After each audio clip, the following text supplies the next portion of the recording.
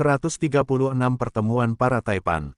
Nama, kelahiran kembali penggarap abadi perkotaan penulis, Dewa Pedang 10 Mil, Si Li Jiansen. Plus matikan mengatur ulang, siapa bos Zen? Orang yang memiliki grup Zende. Zen Jiulin dari kota Chuzhou. Pak Tua Zen, kenapa dia ada di sini? Sebelum anak-anak muda di luar aula utama menyadari apa yang sedang terjadi, orang-orang dewasa yang duduk di dalam merasa gelisah dengan pengumuman tersebut. Dibandingkan dengan Yan Xigao yang pengaruhnya hanya sampai ke kota Chuzhou, Zen Jiulin adalah nama yang terkenal di seluruh provinsi. Tidak diragukan lagi dia termasuk dalam daftar 50 orang terkaya di provinsi Hudong. Jika bukan karena grup Wan Rong yang kebetulan tinggal di kota yang sama, dia mungkin juga menjadi orang terkaya di kota Chuzhou. Tidak heran julukannya adalah Half City karena dia benar-benar memiliki setengah dari properti kota tersebut.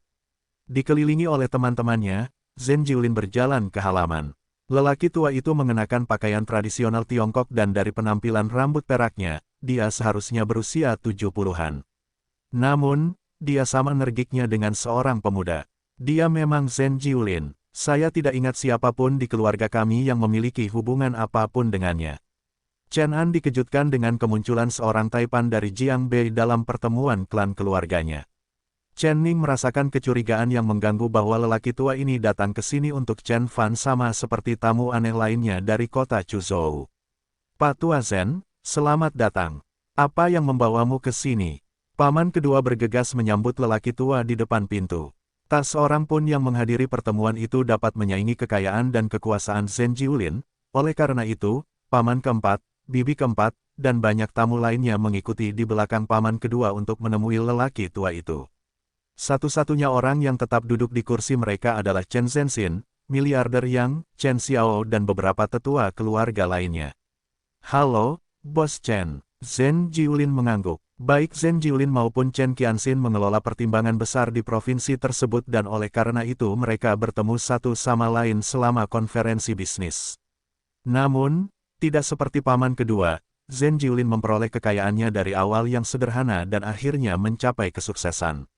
Dia jauh lebih terhormat dibandingkan Chen Qianxin, yang hanya mewarisi kekayaan dari keluarga. Saya di sini untuk mengucapkan selamat tahun baru kepada Tuan Chen. Zen Jiulin berkata dengan suara yang dalam dan sungguh-sungguh. Tuan Chen, Chen Zhenxin bingung. Tapi yang mana? Apakah kamu berbicara tentang saudaraku Chen Zhenxin? Dalam benak Chen Qianxin, hanya Chen Huaiyan dan Chen Zhenxin yang memiliki prestise yang cukup untuk menarik perhatian Pak Tua Zen. Namun, Chen Huaiyan sudah pensiun jadi pastilah Chen Zhenxin. Di dalam aula utama, Chen Zhenxin mulai bersiap menyambut tamu. Saat dia menenangkan diri, terlintas dalam benaknya bahwa lelaki tua itu mungkin ada di sini untuk memberinya informasi tentang beberapa proposal proyek grup Zende. Lagi pula, pada level Chen Zhenxin, tidak jarang ada orang kuat yang meminta bantuan padanya. Memang benar kakak kita akan dipromosikan. Lihat, bahkan para miliarder dari Jiangbei ingin mengunjunginya. Bibi keempat berkata dengan cemburu. Mendengar kata-kata bibi keempat, bos yang memberi selamat kepada Chen Zhenxin. Saya telah mendengar nama Pak Tua Zen dan tahu bahwa dia adalah kekuatan yang harus diperhitungkan. Dia tidak pernah dengan mudah mengunjungi siapapun secara langsung kecuali dia yakin itu sepadan dengan waktunya. Kamu menganggapku terlalu tinggi, kata Chen Zhenxin dengan ekspresi tenang dan kerendahan hati palsu. Sementara itu, senyum puas sudah terpampang di wajah bibi hebat. Mata Wang Xiaoyun dipenuhi rasa iri. Dia memandang suaminya sendiri dan merasa frustrasi. Chen Gexin adalah orang yang saleh, tetapi dia terlalu keras kepala dan menjunjung tinggi nilai-nilai yang bertentangan dengan kebaikannya sendiri. Jika dia tahu kapan harus bertekuk lutut, dia pasti sudah mencapai tingkat yang jauh lebih tinggi di pemerintahan. Keluarga saudara Chen An akan berangkat, seru Chen Su dengan iri. Melihat seseorang yang memiliki rasa hormat lebih dari keluarga Chen secara keseluruhan datang mengunjungi Paman Agung, Chen Su tiba-tiba merasa bahwa kesenjangan antara keluarganya dan keluarga Chen An hampir tidak dapat dijembatani. Chen An tidak mengatakan apa-apa, tetapi cahaya di matanya menunjukkan meningkatnya rasa bangga padanya. Namun, Chen Ning merasa semakin tidak nyaman setiap detiknya. Saya ingat Yan gendut itu memanggil Chen Fan, Tuan Chen juga. Dia melihat ke arah Chen Fan dan melihat anak laki-laki itu sedang menyesap semangkuk sup dan tidak memperhatikan apa yang terjadi di sekitarnya. Mungkinkah aku salah? Bahkan ketika Chen Ning sedikit menurunkan kewaspadaannya, dia melihat lelaki tua itu menggelengkan kepalanya dan berkata, "Saya di sini bukan untuk kakak laki-laki Anda. Saya di sini untuk Tuan Chen Fan." "Siapa? Chen Fan?" Senyuman Chen Qianxin membeku di wajahnya dan begitu pula yang lainnya. Chen Su ternganga kaget sementara Chen An menjatuhkan sumpitnya karena terkejut. Chen Ning meratapi firasatnya di benaknya, dia berharap dia salah. Banyak tamu kaya dan berkuasa yang bergumam satu sama lain ketika mereka mendengar pengumuman lelaki tua itu. "Siapa Chen Fan? Saya belum pernah mendengar orang seperti itu di keluarga Chen. Mungkinkah itu sepupu jauh Pak Tua Chen?" Masuk akal karena Pak Tua Chen dan Zhen Jiulin memiliki usia yang sama. Seorang anak berkata dengan malu-malu, "Chen Fan adalah saudara ketiga saya, dia duduk di bangku SMA. Keluar dari sini." Mengapa setengah kota Zhen Jiulin melakukan perjalanan jauh dari kota Chuzhou ke kota Jin hanya untuk mengucapkan selamat tahun baru kepada seorang anak sekolah menengah? Banyak tamu yang mengabaikan komentar anak itu. Namun, apa yang mereka lihat setelahnya membuat mereka ternganga. Mereka menyaksikan Zhen Jiulin mendorong orang menjauh saat dia berjalan ke meja Chen Fan. Dia kemudian memberi hormat dengan hormat dan berkata, "Tuan Chen, Jiulin di sini untuk mengucapkan selamat tahun baru." Meskipun rambutnya berwarna perak, Zhen Jiulin berbicara dengan Chen Fan seperti seorang siswa berbicara kepada gurunya. "Oh, kamu berhasil." Chen Fan mengangguk tanpa rasa terkejut. Saat dia melihat Yan Xigao, Chen Fan tahu bahwa Taipan lain tidak akan meninggalkannya sendirian hari ini. "Aku yakin aku tidak akan bisa menyembunyikan penyamaranku terlalu lama." Chen Fan meratapi pikirannya, namun, dia tidak keberatan penyamarannya terbongkar saat ini. Orang tuanya sudah cukup menderita karena dipermalukan oleh keluarga mereka, dan sudah waktunya untuk membuat mereka membayar hutangnya. Ditambah lagi, apa salahnya mengungkapkan identitas aslinya? Dia sudah berencana untuk menceritakan segalanya kepada kakek karena hari-hari lelaki tua itu sepertinya sudah tinggal menghitung hari. "Duduklah." Ya, Zhen Jiulin duduk seperti yang diperintahkan. Chen Su bangkit dari kepanasan, untuk memberi ruang bagi lelaki tua itu.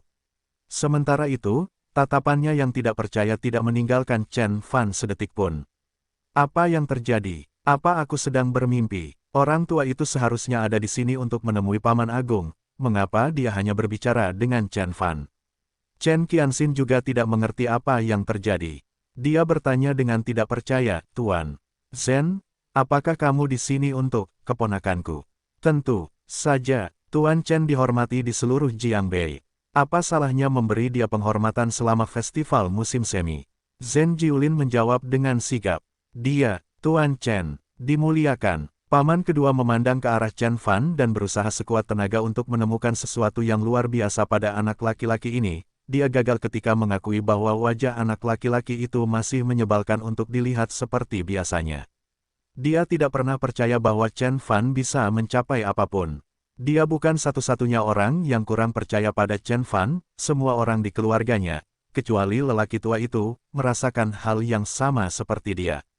Mereka menyaksikan Chen Fan tumbuh dewasa dan tahu bahwa Chen Fan tidak lebih dari seorang bocah manja. "Xiao Fan, apa yang terjadi?" Anya tercengang. Meskipun dia tidak akrab dengan Bos Xian yang datang lebih awal, Zhen Jiulin adalah nama yang terkenal. Anya telah melihatnya berkali-kali di TV. Mengapa seperti itu? Orang berpengaruh ada hubungannya dengan saudara laki-lakinya yang tidak punya akun. Chen adalah penyelamatku, dermawanku. Saya, Zhen Jiulin akan selamanya mengingat bantuannya.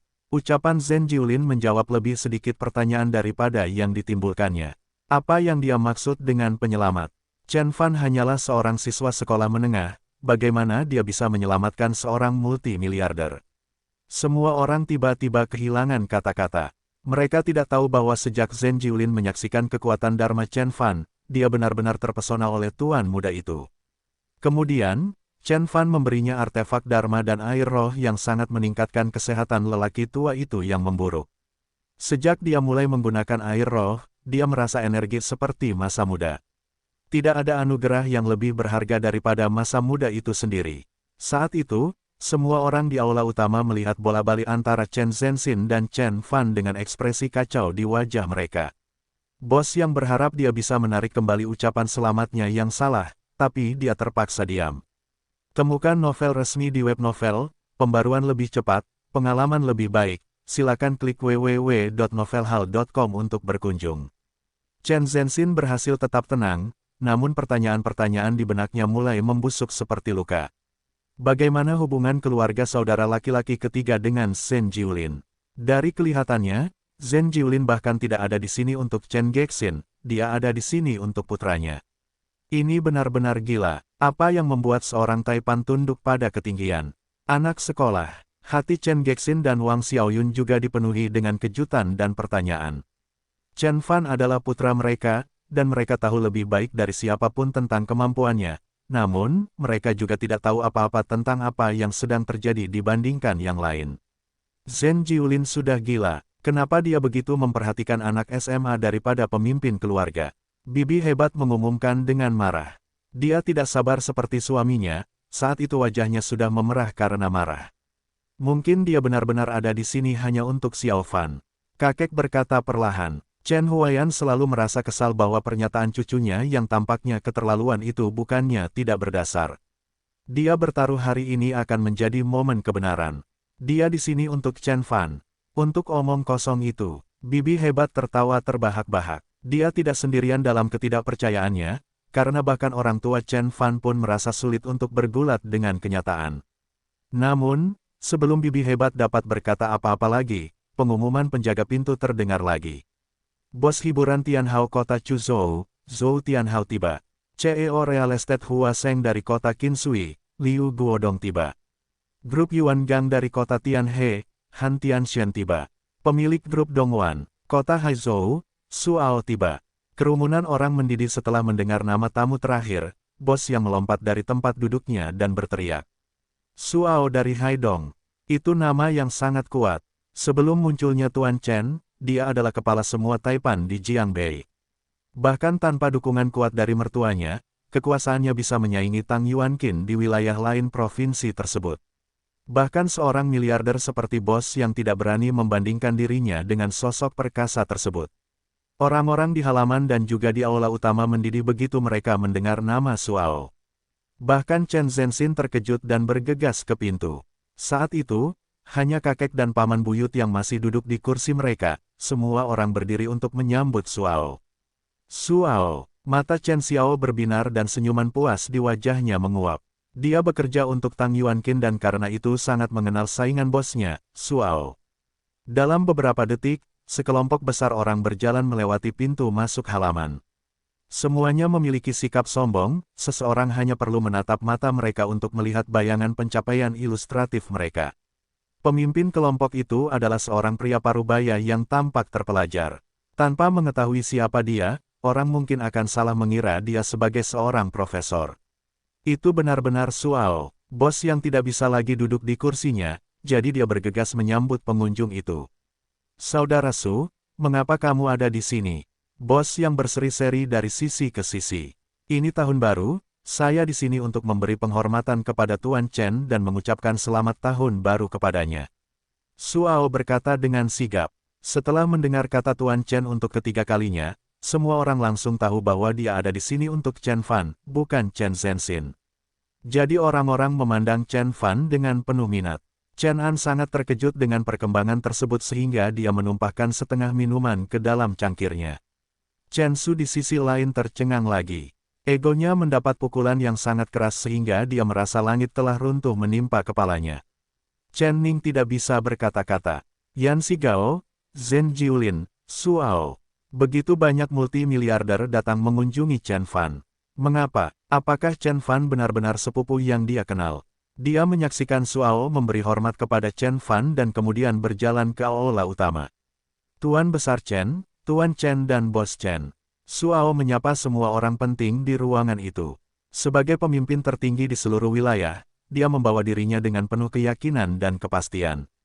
Bahkan Chen Zhenxin dengan sikap birokratisnya tampaknya memiliki otoritas yang lebih rendah dibandingkan dirinya.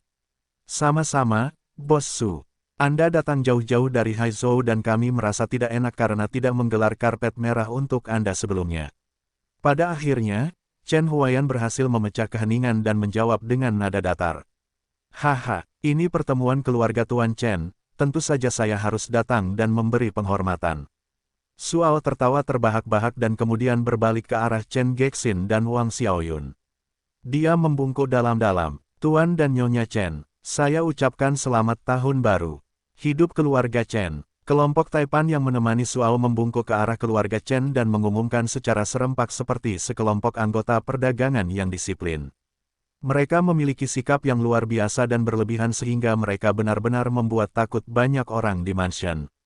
Keheningan menyelimuti seluruh perkebunan karena tidak ada yang berani berbicara sepatah kata pun. Karena kota Jin bukan bagian dari wilayah Jiangbei, tidak banyak orang di perkebunan yang mengenal Zhou Tianhao atau Baldi Liu. Namun, wajah gemuk mereka yang berminyak dan mata manik-manik yang tampak berbahaya menunjukkan tanda-tanda dominasi posisi mereka di Jiangbei. Chen Zhenxin berhasil tampil tenang di permukaan, namun, pembuluh darah muncul di punggung tangannya saat dia mencengkeram sandaran tangan lebih erat lagi untuk mengatasi emosi yang kuat. Suao hanya menyapanya dengan lambaian asal-asalan, namun, dia membungkuk dalam-dalam dan sepenuh hati pada orang tua Chen Fan seolah-olah dia adalah anak mereka. Perlakuan berbeda terlalu mencolok. Berdiri di hadapan pengusaha terkenal yang sukses, orang tua Chen Fan bergegas berdiri dari kursi mereka. Wang Xiaoyun mendesak, Bos Su, tidak perlu terlalu menghormati seperti itu. Bagaimanapun, kita baru bertemu. Haha, Nyonya Chen, jangan menjadi orang asing. Kami mungkin baru saja bertemu dengan Anda, tetapi semua orang di Jiangbei mengenal dan menghormati putra Anda yang tegap. Suao tersenyum dan kemudian menggelengkan kepalanya. Chen Fan, semua orang tercengang. Meskipun semua orang sudah mengharapkannya darinya, mereka masih tidak percaya dengan apa yang mereka dengar ketika kata-kata itu keluar dari mulut Suao. Chen Fan hanyalah seorang remaja biasa. Bagaimana dia bisa mendorong begitu banyak orang kaya dan berkuasa dari Jiangbei untuk memberi penghormatan kepadanya? Apakah kamu yakin kamu memiliki orang yang tepat? Chen Fan adalah remaja nakal yang nakal. Bibi kedua Chen Fan berkata tanpa banyak berpikir. Nona, berhati-hatilah sekarang. Wajah Suao mengeras. Baldi Liu yang berdiri di belakangnya berkata dengan nada mengancam, jika kamu mencoba membuangnya saat kamu berada di Jiangbei, kamu pasti akan terluka.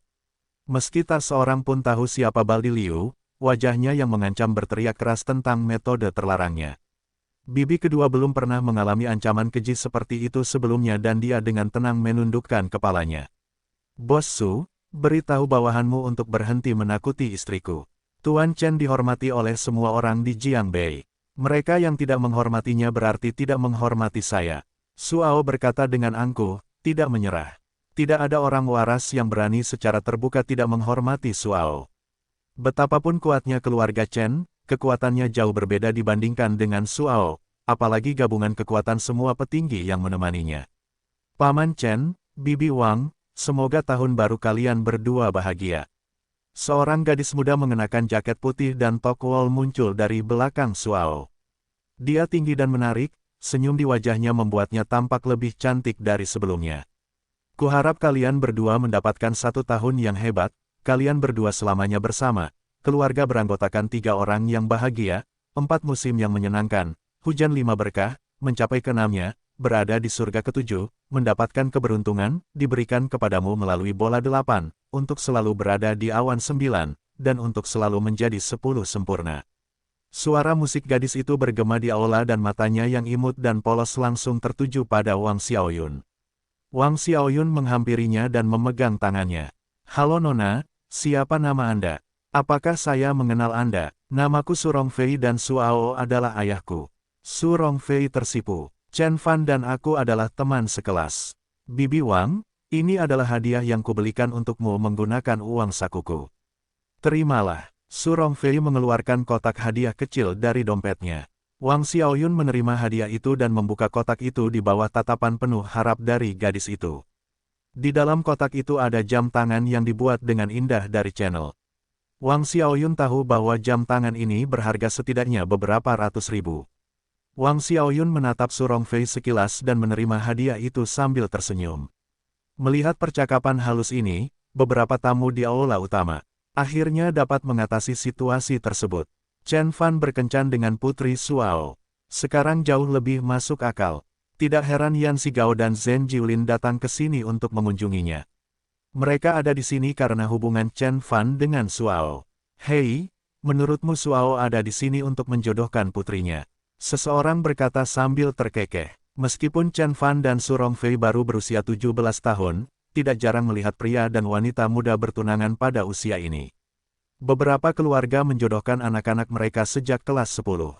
Temukan novel resmi di web novel, pembaruan lebih cepat, pengalaman lebih baik. Silakan klik www.novelhall.com untuk berkunjung. Semua orang dari keluarga Chen memandang Chen Gexin dan istrinya. Wajah Chen Gexin tampak gelisah. Dia adalah seorang pria dengan nilai-nilai konservatif, dan dia tidak pernah berpikir bahwa putranya akan mulai berkencan ketika masih di sekolah menengah. Di sisi lain, Wang Xiaoyun tersenyum ramah. Dia senang putranya telah menemukan pacar yang menarik. Mata bibi hebat dan bibi kedua dipenuhi rasa iri. Mengapa Chen Fan? Apa bagusnya Chen Fan sehingga gadis menarik dari keluarga berkuasa akan jatuh cinta padanya? Pikiran kakek dan Chen Zhenxin masih dipenuhi pertanyaan yang belum terjawab. Bahkan jika Chen Fan memang berkencan dengan putri Suao, itu tidak akan menjelaskan rasa hormat Suao dan tokoh terkemuka lainnya terhadap Chen Fan. Ditambah lagi, dia mengatakan Chen Fan dihormati di seluruh Jiangbei. Apa maksudnya? Chen Zhenxin merenungkan pertanyaan-pertanyaan itu tetapi gagal menemukan jawabannya. Apa istimewanya keponakannya? Mengapa dia bisa mendapatkan rasa hormat mutlak dari Suao? Namun, pemikirannya dengan cepat terganggu oleh semakin banyaknya keributan di luar halaman. Bos Hu dari Kailong tiba, Bos Ru dari Wan Xiang tiba, Bos Zhang dari Qinbei. Seiring dengan semakin banyaknya taipan dari wilayah Jiangbei yang masuk, orang-orang memperhatikan bahwa tidak satu pun dari mereka yang memiliki kurang dari 100 juta yuan. Di antara mereka terdapat 3 CEO perusahaan publik, dan 2 orang terkaya di kota tersebut. Mereka melakukan hal yang persis sama segera setelah mereka muncul, mereka berjalan ke arah Chen Fan dan membungkuk, lalu melanjutkan ke aula utama dan menyapa Chen Gexin dan Wang Xiaoyun. Dalam waktu kurang dari 10 menit, lebih dari separuh taipan di seluruh wilayah Jiangbei muncul di kawasan keluarga Chen. Mata semua orang tertuju pada anak laki-laki yang duduk di halaman dengan sikap sembrono. Banyak tatapan yang dipenuhi perasaan rumit, kaget, ragu, iri hati, tidak percaya, dan marah. Namun, Chen Fan tidak peduli untuk memperhatikan perasaan siapapun. Dia duduk dengan mantap di kursinya seperti biasanya, dan memasang ekspresi tenang dan tenteram. Seolah-olah kedatangan para tokoh terkemuka ini tidak mengganggunya sedikitpun. Chen Su mengamati sepupunya, dan merasa Chen Fan terlihat sama namun sangat asing. Tiba-tiba, dia menyadari apa yang dimaksud Chen Fan dengan orang paling penting dalam pertemuan itu.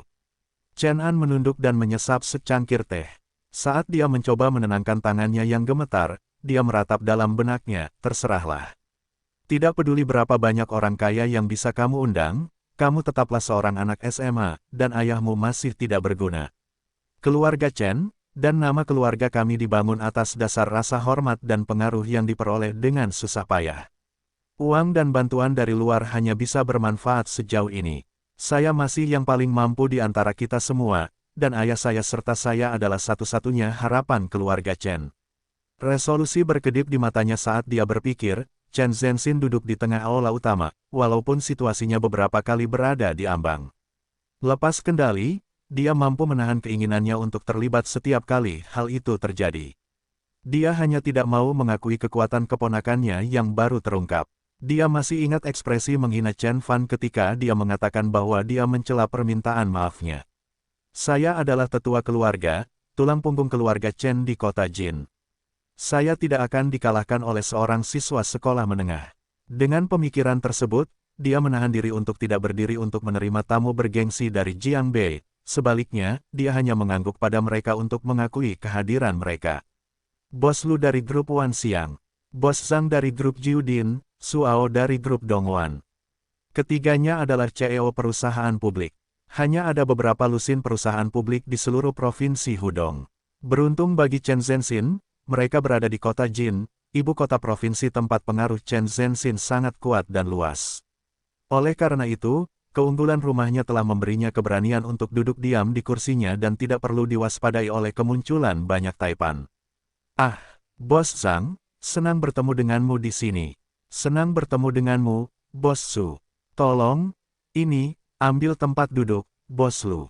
Chen Zhenxin adalah seorang tokoh berpengaruh di provinsi asalnya dan oleh karena itu dia mampu menjauhkan diri dari para raja Jiangbei. Hal yang sama tidak berlaku untuk adik laki-lakinya. Chen Zhenxin berpindah dari halaman ke aula utama untuk menerima para tamu.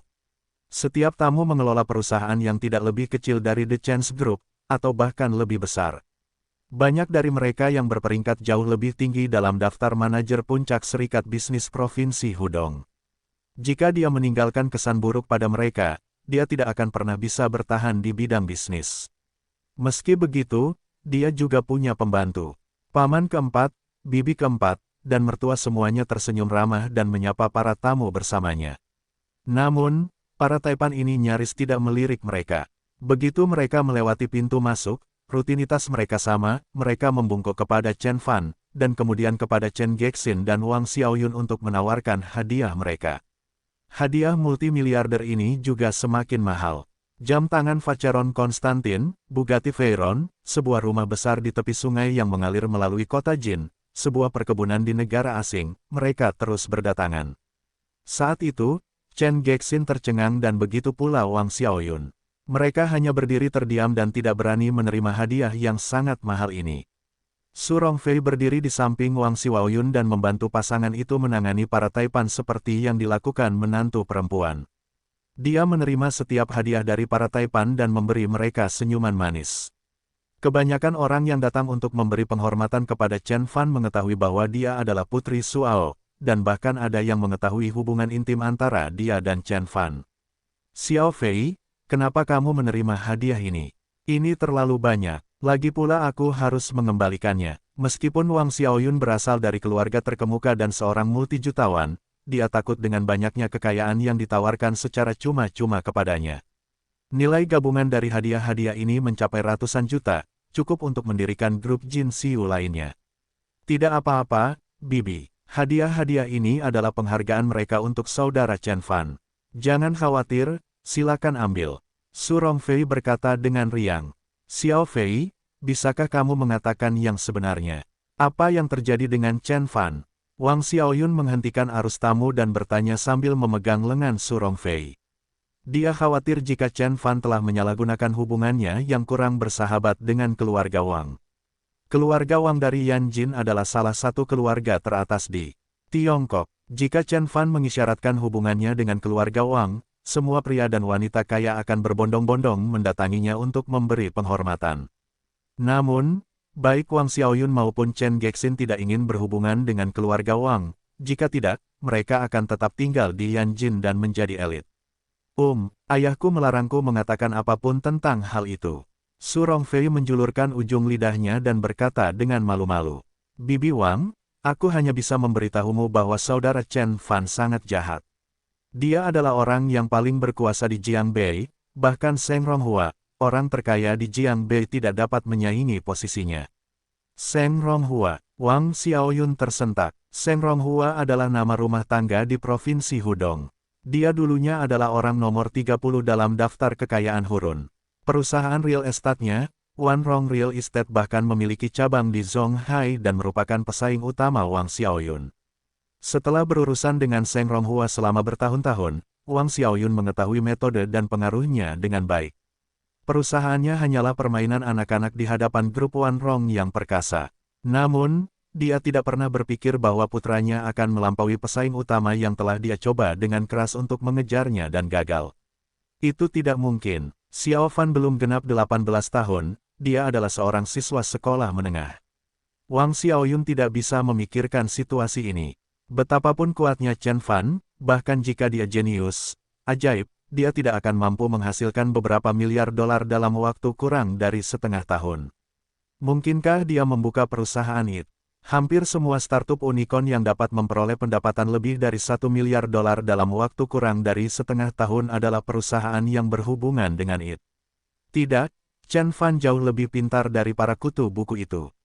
Su Rongfei menutup mulutnya dan terkikik. Dia ingat ketika ayahnya berkata bahwa Tuan Chen telah mengubah air biasa menjadi industri bernilai miliaran dolar, dia terkejut.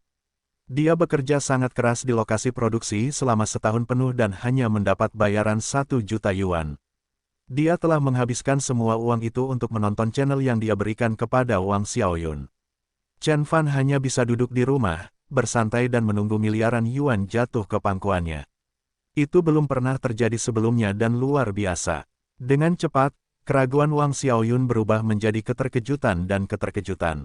Di pintu masuk desa Chens, di atas bukit yang tinggi, seorang lelaki tua duduk di atas batu dan dikelilingi oleh banyak anak.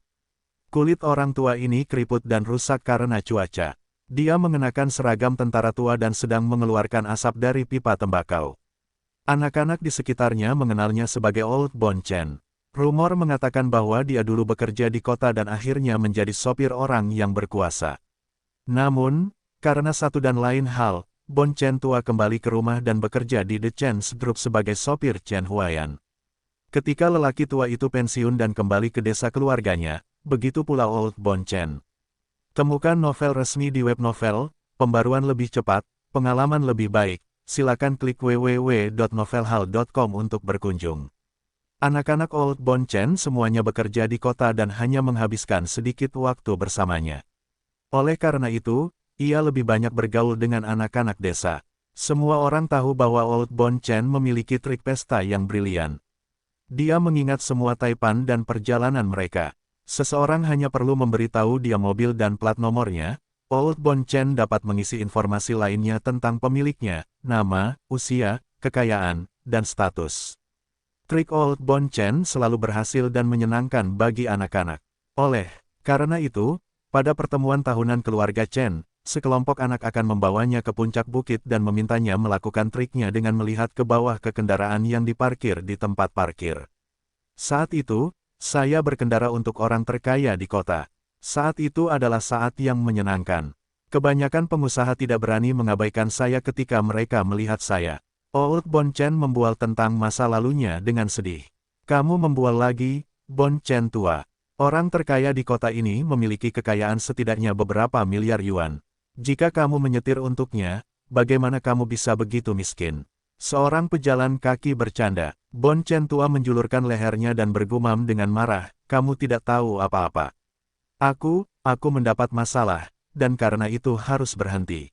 Percakapan seperti itu terjadi hampir setiap hari, dan jika ada yang mendesaknya tentang masalah apa yang dia alami, Bon Chen tua biasanya akan terdiam secara tiba-tiba. Sepertinya keluarga Chen menjadi lebih baik setiap tahun. Lihat saja, mobil mereka menjadi lebih baik dan lebih mahal setiap tahunnya. 2 tahun lalu, semua orang mengendarai Audi, kalau bukan Volkswagen Passat, sekarang ada Mercedes, BMW, Cadillac, dan bahkan Lincoln. Seru tulang Chen tua, Old Bon Chen, lihat di sana, logonya 2 huruf R dan pelatnya bertuliskan J88888. Mobil apa itu? Seorang anak berteriak pada lelaki tua itu. Itu Rolls-Royce. Harganya masing-masing 5 juta. Perusahaan Rolls-Royce membuat mesin pesawat sehingga membuat mobil sangatlah mudah.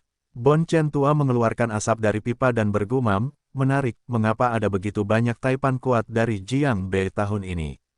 Mungkin Tuan Chen akan dipromosikan dan oleh karena itu bahkan pengusaha dari Jiang Bei harus datang dan memberi penghormatan. Old Bon Chen merenungkan pertanyaan itu. Tiba-tiba, seorang anak berteriak kepadanya.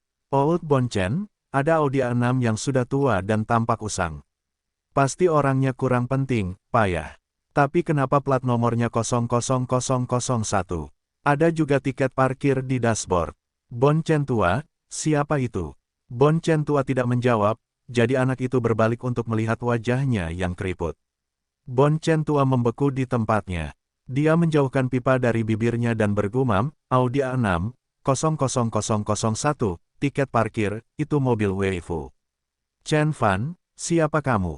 Chen Ning tidak bisa lagi menahan rasa frustasinya dan akhirnya melontarkan pertanyaan yang selama ini membekas di dalam dirinya. Sebagai salah satu anggota keluarga Chen yang paling menonjol, harga diri tidak akan membiarkan dia membiarkan orang lain mengancam posisinya. Dia selalu menjadi siswa dengan nilai A dan bersekolah di sekolah terbaik dari sekolah dasar hingga universitas.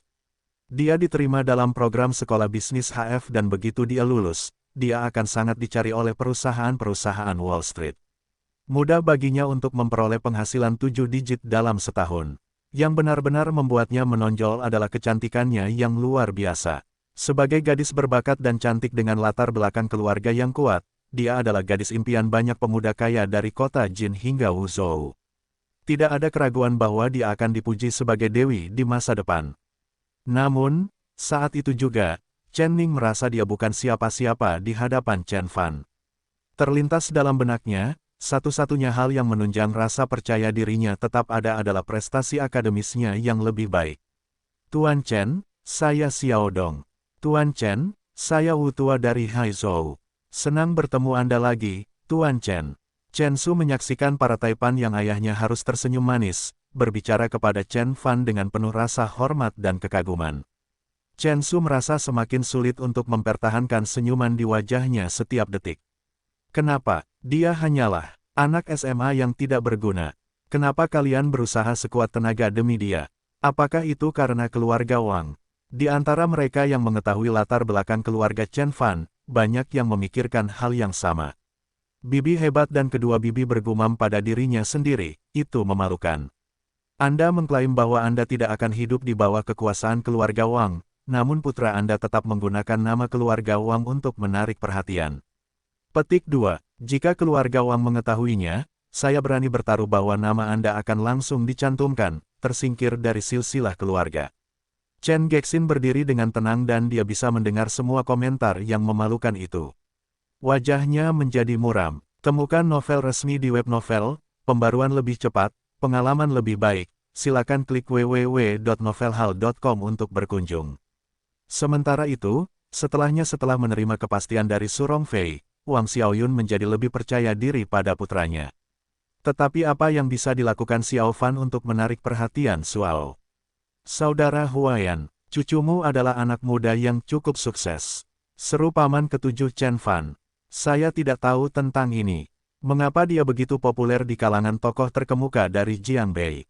Chen Huayan berkata dengan bingung, namun suaranya dipenuhi dengan kegembiraan dan kebanggaan. Paman yang hebat, apa yang bisa dilakukan para taipan ini untuk keluarga Chen? Paman Zhengxin masih menjadi tulang punggung kami selama kami tinggal di kota Jin. Petik 2. Kata Chen Xiao ringan dengan ekspresi mengancam di wajahnya. Benar, Zhengxin adalah tulang punggung keluarga kita. Paman Agung ketujuh mengangguk, dan anak laki-lakinya juga, Chen An. Dia adalah harapan keluarga kami. Aku yakin dia akan melampaui ayah dan kakeknya. Mendengar perkataan Paman Agung ketujuh, lelaki tua itu tetap diam. Chen Zhengxin menganggap keengganan ayahnya sebagai persetujuan, yang membuat wajahnya yang tegang sedikit melembut. Paman Agung ketujuh benar, dia sendiri yang memikul beban keluarga Chen di kota Jin. Selama dia tetap di posisinya, keluarga Chen dapat menghadapi badai apapun. Bahkan jika grup Chen bangkrut, keluarga Chen akan segera membangun kembali kekayaannya di bawah perlindungannya. Chen Fan, saya tidak tahu apa yang telah Anda lakukan, saya juga tidak memahami popularitas Anda di kalangan para taipan. Namun, Anda harus memahami ini, nasib klan keluarga selalu bergantung pada kehebatan pribadi. Betapapun banyaknya koneksi yang Anda miliki, tanpa kemampuan pribadi, Anda tetap tidak berguna bagi klan. Pada akhirnya, kamu dan ayahmu melakukan kesalahan yang sama, menjadi lemah. Dengan pemikiran itu, Chen Zhengxin menggelengkan kepalanya dan mendapatkan kembali kepercayaan dirinya. Ekspresi birokrasi yang menyendiri kembali terlihat di wajahnya. Bawakan Xiao Fan kepadaku. Aku punya pertanyaan untuknya tentang tamu-tamu ini. Chen Zhengxin duduk dengan mantap di kursinya dan memesan. Ya, suami dari salah satu bibi Chen Fan, yaitu Gufu Chen Fan menjawab dengan sigap dan bergegas menjemput Chen Fan. Chen Zhengxin bukan satu-satunya yang memiliki pertanyaan, karena pikiran hampir semua orang di aula utama dipenuhi dengan pertanyaan itu. Hei Chen Fan, Paman Agungmu ingin berbicara denganmu. Gufu berjalan ke arah Chen Fan dan memberi perintah. Zhen Jiulin dan taipan lainnya yang duduk di samping Chen Fan mengerutkan alis mereka setelah mendengar nada merendahkan. Dia pikir dia siapa dan beraninya dia berbicara dengan tidak sopan kepada Tuan Chen. Chen Fan duduk diam, dia mengusapkan satu jarinya ke tepi cangkir teh dan berkata dengan tenang, minta dia datang menemui saya jika dia ingin berbicara. Beraninya kamu, dia yang lebih tua, Gufu adalah pria yang lugas dan sederhana. Dia memutar matanya karena marah dan mengira keponakannya akan menyerah pada amarahnya. Hehe, Chen Fan tetap diam. Kau benar-benar anak pemberontak. Kemarahan melanda tubuh Gufu. Chen Zhenxin adalah dermawan utamanya dalam karirnya dan dia tidak tahan melihat seorang anak laki-laki berbicara dengan tidak sopan tentang Chen Zhenxin. Gufu mengulurkan tangannya dan hendak menarik Chen Fan dari kursinya. Chen Fan menyipitkan matanya saat cahaya dingin dan mematikan bersinar di matanya. Chen An menyela sebelum segalanya menjadi tidak terkendali. Gufu, kita semua adalah satu keluarga. Mari kita bicarakan baik-baik. Mendengar Chen An berbicara, Gufu menarik lengannya ke belakang. Namun, rasa permusuhan membara di dalam matanya saat dia menatap Chen Fan. Chen Fan, ayahku adalah kakakmu dan pencari nafkah utama keluarga. Jika dia ingin berbicara denganmu, kamu harus menemuinya. Chen An berbicara dengan tegas. Jika kamu benar-benar mampu dan dapat menghidupi keluarga lebih baik daripada ayahku, maka ya, dia akan keluar dan menemuimu. Namun, kamu hanyalah seorang siswa sekolah menengah. Apa yang membuatmu berpikir bahwa ayahku harus datang padamu? Mendengar kata-kata Chen An, Chen Su menepuk pahanya dan berkata dengan dingin, tepat. Chen Fan, mengapa Anda tidak memberitahu kami apa yang sebenarnya mampu Anda lakukan di depan semua Taipan yang Anda undang ini? Petik 2. Saya ingin sekali mendengar. Sebelum Chen Su selesai, gelombang keributan melayang ke halaman dari di luar. Seorang anak laki-laki menerobos kerumunan dan mengumumkan, pria tua Wei. Pak tua Wei ada di sini. Apa? Saya belum pernah mendengar nama itu di Provinsi Hudong. Siapa itu? Banyak tamu bertanya satu sama lain dengan bingung. Zhen Jiulin dan teman-temannya saling memandang dengan sadar. Mata mereka dipenuhi dengan keterkejutan dan keterkejutan. Mungkinkah itu pria tua Wei? Dia dipanggil Wei Fu. Anak laki-laki itu mengumumkan, Wei Fu. Keluarga Wei di tepi utara. Setelah beberapa saat hening karena terkejut, kerumunan orang berkumpul. Pak tua Wei ada di sini. Pak tua Wei ada di sini. Para tamu dan tuan rumah sama-sama bergumam satu sama lain dengan penuh harap. Pria lansia Wei adalah seorang legenda di Provinsi Hudong. Bukan hanya dia sendiri adalah salah satu Taipan terakhir yang masih hidup di generasi yang lalu, namun putra-putrinya juga sangat cakap. Para tamu di aula utama terkejut dengan berita di pertama, tapi dengan cepat, satu demi satu, mereka berdiri untuk menerima tamu terhormat. Bahkan kakek merasakan dorongan untuk berdiri. Pak tua Wei, kenapa dia ada di sini? Chen Zhenxin bertanya pada dirinya sendiri dengan tidak percaya. Gufu Chen Fan hampir melompat bangun setelah mendengar pengumuman itu. Pria tua Wei adalah ayah dari bos-bosnya. Satu kata baik atau buruk dari pria tua Wei bisa menentukan sisa hidupnya. Cepat, sungguh hati, sambut Tuan Wei, desak Chen Huaiyan. Ya, ayah. Chen Gexin tidak bisa lagi memegang topengnya, dan bergegas keluar dari aula utama menuju pintu masuk. Banyak anggota keluarganya mengikuti di belakang, termasuk Chen Gexin dan Wang Xiaoyun. Itu Pak Tua Wei dari keluarga Wei. Tamu yang terhormat, saya tidak pernah berpikir saya akan hidup untuk melihatnya secara langsung. Seru Paman Agung ketiga, saya yakin dia ada di sini untuk menemui Huaiyan. Paman Agung ketujuh memandang ke arah Chen Huaiyan dengan iri. Dia adalah anggota keluarga yang paling terkemuka, dan oleh karena itu, pria tua Wei bisa datang ke sini hanya untuknya. Perkembangan baru ini membuat semua orang dengan cepat melupakan Chen Fan dan tamunya. Seorang anak laki-laki dan rekan bisnisnya tidak dapat dibandingkan dengan pria tua Wei yang perkasa. Penguasa keluarga Wei dan ayah dari Wei Changsong yang berkuasa. Aku ragu dia ada di sini. Untukku, kata Chen Huaiyan dengan alis berkerut. Dia belum pernah bertemu dengan pria tua Wei sebelumnya, dan bahkan selama puncak karirnya, pria tua Wei setidaknya memiliki peringkat beberapa lebih tinggi darinya. Mengapa sosok sekuat itu mengunjunginya ketika dia sudah pensiun? Mungkinkah itu Chen Fan lagi? Chen Huaiyan merasakan kecurigaan yang mengganggu di benaknya. Saat itu, Chen Zhenxin telah mencapai pintu masuk. Dia menyaksikan seorang lelaki tua berpenampilan megah berjalan ke halaman keluarga Chen sambil ditemani oleh pasangan muda yang menarik. Tuan muda Wei, Nona Wei. Chen An berdiri dan berseru. Sepasang remaja tersebut adalah Wei Ziqin dan Wei Zifang yang ditemuinya di klub Ziyun. Itu adalah Pak Tua Wei. Tidak diragukan lagi, aku sudah melihat fotonya. Pemuda di sebelahnya pasti Wei Zifang. Ayahnya sangat kuat, jadi aku sudah mendengarnya. Mengesankan, mengesankan. Seluruh keluarga adalah tempat berkembang biaknya sosok-sosok sukses. Pantas saja keluarga Wei di tepi utara begitu terkenal. Orang-orang bergumam satu sama lain, mata mereka dipenuhi rasa iri dan takjub. Selamat datang, Tuan Wei. Jika kami tahu Anda akan datang, kami akan menggelar karpet merah untuk Anda. Chen Zhenxin tersenyum rendah hati dan berkata. Wei Fu mengaitkan tangannya ke belakang punggung dan bahkan tidak meliriknya sedikitpun. Lelaki tua itu mengamati halaman dan pandangannya akhirnya tertuju pada sebuah meja. Di bawah banyak tatapan terkejut, dia berjalan ke arah Chen Fan dan memberi hormat. Tuan Chen, saya di sini untuk meminta maaf secara langsung kepada Anda. Paman Chen. Chen An tidak bisa mempercayai mata dan telinganya.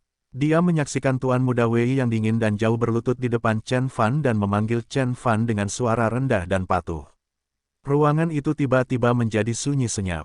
Tatapan semua orang tertuju pada anak laki-laki yang duduk di kursinya dengan sangat sembrono. Paman Agung membeku di tempatnya, berubah menjadi patung. Bibi kedua memutar matanya, keterkejutan dan ketidakpercayaan terlihat di seluruh wajahnya. Cangkir teh Chen An terlepas dari tangannya dan pecah ke tanah. Namun, anak laki-laki itu sepertinya tidak menyadarinya sama sekali. Gufu sangat ketakutan, hingga dia terjatuh ke tanah, tidak mampu bangun. Chen Gexin dan Wang Xiaoyun juga tercengang dengan perkembangannya. Mata mereka dipenuhi rasa tidak percaya. Chen Ning perlahan menutup matanya dan akhirnya mengakui kesalahan penilaiannya terhadap Chen Fan. Si brengsek yang dulu ternyata memiliki kekuatan yang tak terbayangkan. Apakah ini warna aslimu, Chen Fan? Semua orang menunggu jawaban Chen Fan beberapa saat dengan hati-hati. Bagi kebanyakan orang, itu adalah momen terpanjang dalam hidup mereka. Chen Fan meletakkan cangkirnya dan mengangguk dan berkata, "Terima kasih, Tuan Wei. Tidak ada kerugian yang terjadi." Di bawah pengawasan semua orang, pria tua legendaris Wei menghela nafas lega dan menegakkan punggungnya. Dia tahu bahwa Chen Fan telah memaafkan keluarga Wei, dan bersedia memulai kembali hubungan dengan mereka.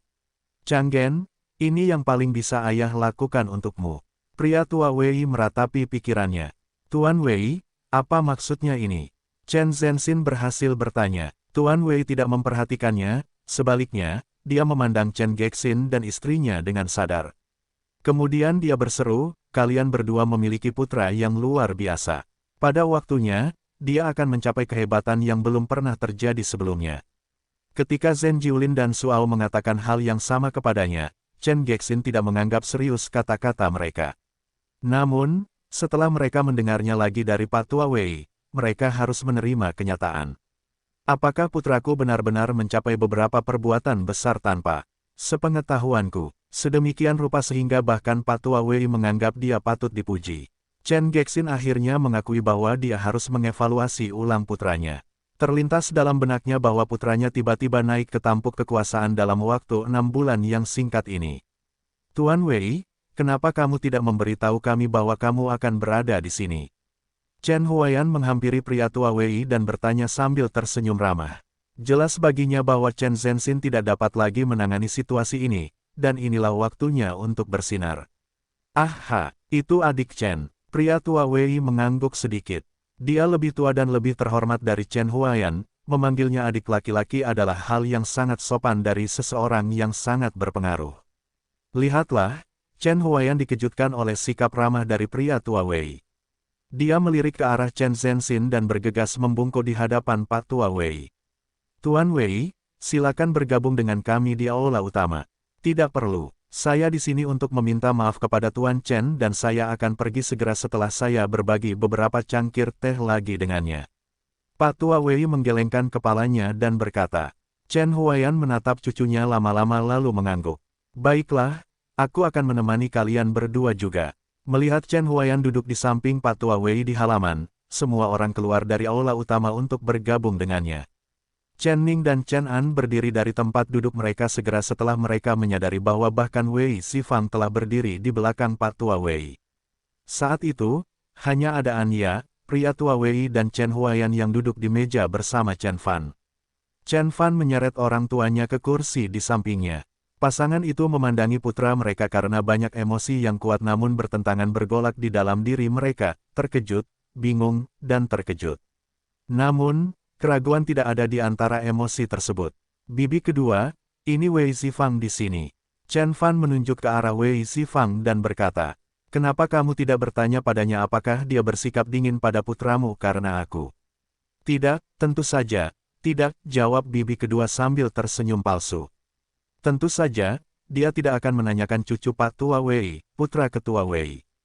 Paman hebat, saya bertanya kepada Anda sebelumnya mengapa saya harus meminta maaf karena Andalah yang ingin berteman dengan Wei Zifang.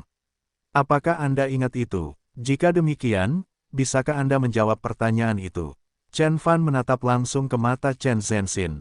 Semuanya menyaksikan wajah Chen Zhenxin menjadi pucat dan rasa malu merayapi setiap kerutan yang sulit. Setelah beberapa saat, dia akhirnya menelan harga dirinya dan menjawab ya. Ini kesalahanku. Saya minta maaf. Chen Zhenxin adalah orang yang sombong dan itu sama buruknya dengan membunuhnya untuk membuatnya meminta maaf kepada seorang anak muda. Chen An menundukkan kepalanya dan mengepalkan tinjunya, dia merasa Chen Fan mungkin juga telah menghancurkan sisa hidupnya, Rasa malu tidak membuat Chen Fan bahkan mempertimbangkan untuk bersikap lunak terhadap mereka. Ketika Chen Zhenxin menegur ayahnya karena kurangnya akal, dia tidak pernah memikirkan perasaan adik laki-lakinya. Ketika Chen Fan akhirnya berhenti berbicara, Pak Tua Wei angkat bicara, "Adik Chen, kamu mempunyai mata, tetapi bagaimana kamu bisa gagal melihat naga yang sebenarnya tepat di hadapanmu?" Chen Huayan tidak bisa lagi menahan rasa penasarannya, jadi dia bertanya, "Mengapa kamu berkata begitu, saudara? Bisakah Anda menjelaskan situasinya? Sejak kapan rumah tanggaku menjadi layak mendapat perhatian keluarga Wei?" Petik 2. Kata-kata tiba-tiba tersangkut di tenggorokan Pak Tua Wei saat dia ragu-ragu. Penyamaran Chen Fan belum sepenuhnya terbongkar, dan Pak Tua Wei tidak ingin menjadi seseorang yang melakukan itu di depan umum. Selain itu, pencapaian Chen Fan sudah begitu besar sehingga mungkin tidak mudah diterima oleh orang biasa seperti keluarganya. Dia tidak hanya seorang guru transenden tetapi juga akan menjadi sersan kepala dari unit naga Chang jika dia mau. Keluarga Chen Fan tidak tahu apapun tentang seni bela diri dan tidak akan tahu apapun tentang guru transenden. Sersan kepala naga Chang juga sangat rahasia, dan oleh karena itu, lelaki tua itu memutuskan untuk tidak mengucapkan kata-katanya. Pria tua Wei ragu-ragu, keraguan dan pertanyaan mulai bermunculan di benak setiap orang, banyak. Anggota keluarga Chen bertanya-tanya apakah pria tua Wei berlomba-lomba menggunakan hubungan Chen Fan dengan pihak keluarga ibunya untuk menjalin hubungan dengan keluarga Wang yang perkasa. Bahkan saat Pak Tua Wei melanjutkan jedanya, gelombang keributan melanda halaman. "Ada keributan apa?" Chen Huayan bertanya dengan kesal. Semua orang menyaksikan seorang pria berkacamata berbingkai emas menyerbu ke halaman dan mengumumkan dengan tergesa-gesa, "Chen Zhenxin, Qin Hua akan segera tiba. Keluar dan terima dia." Sekretaris Zhang, Chen Zhenxin terkejut saat melihat pengunjung itu. Itu berarti bos Chen Zhenxin juga ada di sini. Pikiran itu membuat Chen Huayan merasa gembira. Dia menoleh ke arah ayahnya dan berkata, "Ayah, supervisor saya ada di sini. Saya akan menyambutnya sekarang." Tanpa menunggu jawaban, Chen Zhenxin bergegas menuju pintu masuk dan melewati gerbang dalam sekejap. Wajah Chen Huayan sedikit menegang saat perkembangan itu mengejutkannya. Qin Hua juga ada di sini. Apa? Qin Hua adalah bos Chen Zhenxin. Apa yang dia lakukan di sini? Saya mendengar bahwa Qin Hua dulunya adalah bawahan Pak Tua Chen. Saya yakin dia ada di sini untuk mengunjungi lelaki tua itu demi masa lalu. Kerumunan itu mendidih. Dibandingkan dengan Pak Tua Wei, yang pengaruhnya tampak jauh dan tidak berarti di kota Jin, pengaruh Qin Hua dapat dirasakan dimanapun di kota Jin. Semua orang di kota Jin pernah mendengar namanya. Oleh karena itu, hampir semua orang, baik tuan rumah maupun para tamu bergegas ke pintu masuk untuk menyambut tamu terhormat tersebut. Meskipun Pak Tua Wei tidak kalah berpengaruhnya dengan Qin Hua, dia sudah pensiun. Sementara itu, Qin Hua tidak hanya memberikan pengaruh yang lebih langsung pada keluarga Chen, tetapi akhir-akhir ini juga sulit untuk bertemu dengannya. Keluarga Chen tidak bisa melewatkan kesempatan untuk meninggalkan kesan baik selama kunjungannya yang jarang terjadi. Berjalan di antara kerumunan besar, seorang pria berwajah merah melangkah ke halaman. "Tuan Chen, saya di sini untuk menemui Anda." Dia mengambil beberapa langkah besar dan mendekati Chen Huayan dan memompa tangannya dengan kuat. Beberapa jurnalis bergegas mengambil beberapa foto. Sekretaris Zhang berdiri di samping dan menjelaskan, "Kami sedang dalam perjalanan ke distrik Dinhu untuk mengurus beberapa urusan, dan tiba-tiba kami berpikir untuk datang mengunjungi Tuan Chen dengan mengambil jalan memutar sedikit. Terima kasih karena masih mengingatku." Aku sangat menghargainya, Chen Huaiyan berkata dengan bangga. Meskipun Qin Hua dulunya adalah bawahannya, dia adalah pejabat berpangkat lebih tinggi di pemerintahan sementara Chen Huaiyan hanyalah pensiunan pegawai negeri. Kunjungan bijaksana bawahan lamanya menghangatkan hatinya. Haha, setiap kali aku melihat Zhensin tepat di sampingku, aku memikirkanmu, bos tua. Qin Hua tertawa terbahak-bahak. Chen Zhensin berdiri dengan hormat di samping Qin Hua dan membiarkan rasa bangga merayapi wajahnya. Kemudian, Qin Hua berpura-pura baru saja memperhatikan Pak Tua Wei sambil berseru, Tuan Wei juga ada di sini. Sepertinya jalan memutar kita tidak sia-sia. Berkat jabatannya di pemerintahan, Qin Hua lebih berkuasa daripada kebanyakan Taipan di provinsi tersebut dan begitu pula pengaruhnya. Oleh karena itu, meskipun dia berdiri di hadapan pria tua Wei yang perkasa, dia tidak terpengaruh oleh kehadiran yang kuat.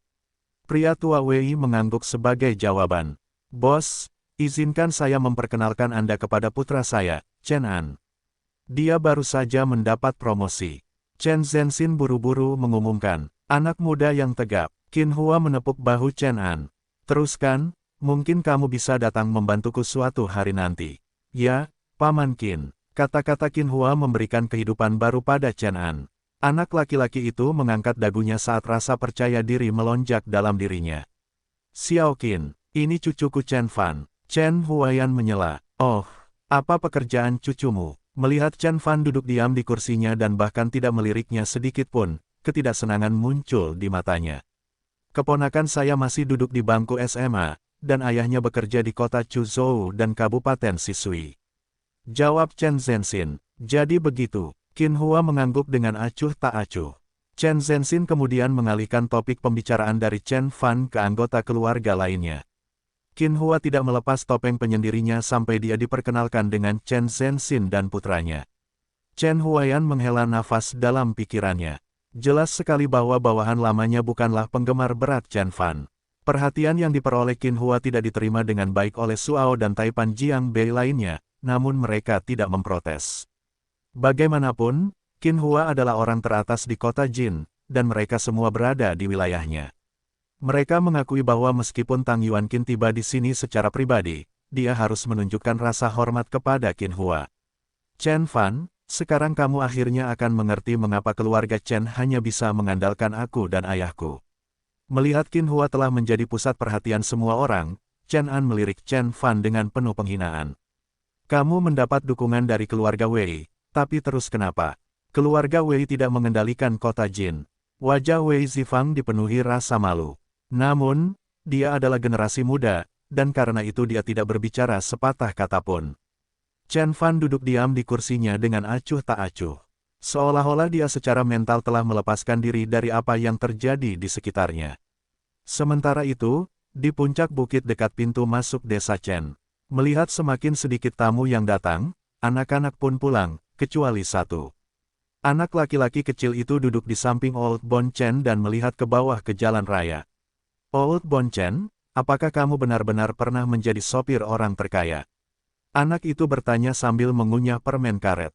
Tentu saja, dia orang terkaya dan dia memiliki banyak perusahaan publik. Old Bon Chen memelototi anak itu.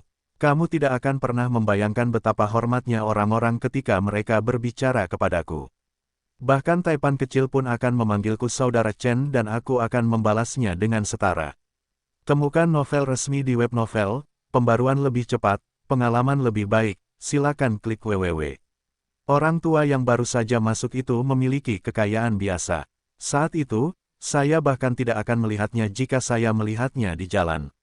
Chen tulang tua meratap. Anak itu tidak mempercayai ceritanya. Kamu bohong lagi. Ayahku bilang kamu hanya sopir biasa. Dan kamu dipecat oleh pengusaha biasa. Omong kosong. Jangan biarkan aku melihat ayahmu. Aku akan memberinya sandwich karena mengatakan itu. Old Bon Chen mengibaskan tinjunya ke udara, berpura-pura akan memukul anak itu. Anak laki-laki itu lari sambil tertawa. Dia berlari ke tempat pengamatan dan melihat ke bawah. Tiba-tiba dia berteriak, Old Bon Chen, ada mobil aneh datang. Ada banyak sekali orang di dalamnya. Tunggu, plat nomornya berisi angka 0. Siapa orang ini? Anak laki-laki itu bertanya dengan rasa ingin tahu. Tiba-tiba, dia mendengar suara gedebuk. Anak laki-laki itu menoleh ke belakang dan menyadari bahwa pipa tembakau tua Chen telah terjatuh dan tubuhnya yang gemetar membeku di tempatnya. Lelaki tua itu bergumam dengan suara gemetar. Anjing top yang sebenarnya akhirnya tiba.